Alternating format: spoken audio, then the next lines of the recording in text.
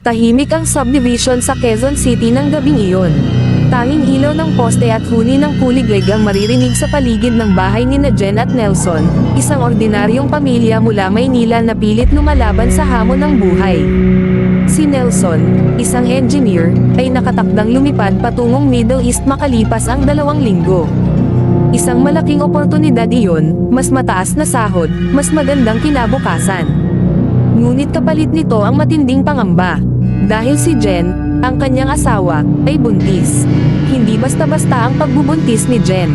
Maislan, madaling mahilo, madaling mahimatay, at may mga gabing hindi halos makahinga sa sakit ng ulo at paninikip ng dibdib. Ayokong iwan ka mag-isa, sabi ni Nelson isang gabi habang hinahaplos ang tiyan ni Jen. Kailangan natin ng tutulong sa'yo. Kaya napagdesisyonan nilang kumuha ng katulong mula sa isang agency.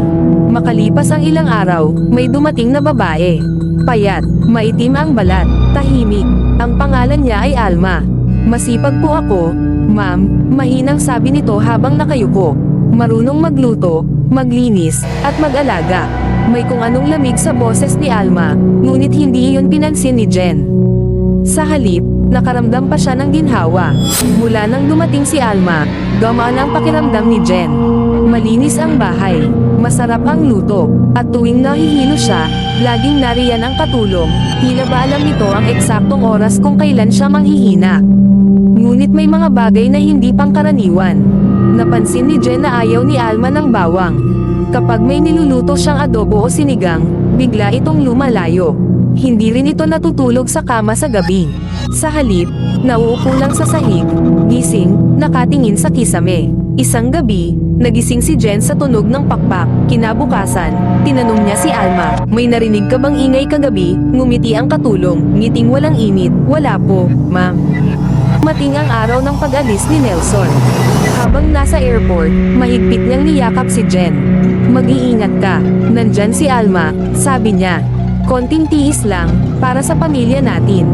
Hindi niya alam, iyon na pala ang huling yakap na may kapanatagan. Makalipas ang ilang gabi, nagsimulang managinip si Jen ng kakaiba. Laging pareho ang panaginip, isang babaeng walang mukha, nakayupo sa tiyan niya, at may mahabang dila na dahan-daang lumalapit. Pagkagising niya, pagod na pagod siya. Parang may kumukuha ng lakas niya gabi-gabi. Samantala, si Alma ay tila mas lumalakas. Mas malinaw ang mata, mas tuwid ang tindig.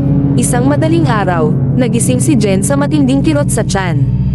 At doon niya nakita, si Alma, nakadapa sa sahig. Unti-unting hinihiwalay ang itaas at ibabang katawan. Tumubo ang pakpak, humaba ang dila, at ang mga mata nito'y nagningning sa dilim. "Aswang ka," nanginginig na bulong ni Jen. Tumawa si Alma, isang tunog na parang sabay-sabay na tinig ng maraming nilalang. "Hindi kita sasaktan, ma'am," sabi nito. "Ang kailangan ko lang, ay ang buhay na dinadala mo." Doon nalaman ni Jen ang katotohanan. Pinadala si Alma ng agency na hindi tao. Isang aswang na nagtatago bilang katulong. At ang target nito, ang batang nasa sinapupunan niya.